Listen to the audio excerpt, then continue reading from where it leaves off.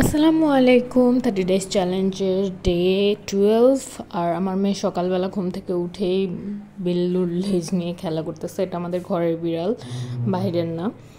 তো আজকে কিছুই রান্না করি নাই, সারাদিন রেস্ট করছি, জাস্ট কাবাব বানাইছি, কাবাব ভাজছি আর খাইছি, আর কিছুই না।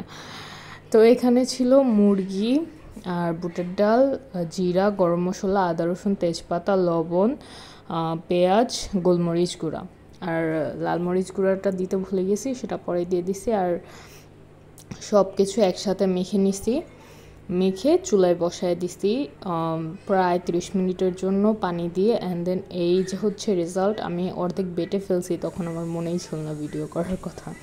তো এই যে একটু রেস্ট রেখে বাটার চেষ্টা করছি, কারণ একেবারে মিহি হয়ে গেলে মুরগির কাবাবটা ভালো লাগে না।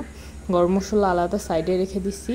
আর এই যে রমজানের জন্য, ইফতারির জন্য রেখে দিছি এগুলো ফ্রোজেন করে, ইফতারির সময় ভেজে খাবো।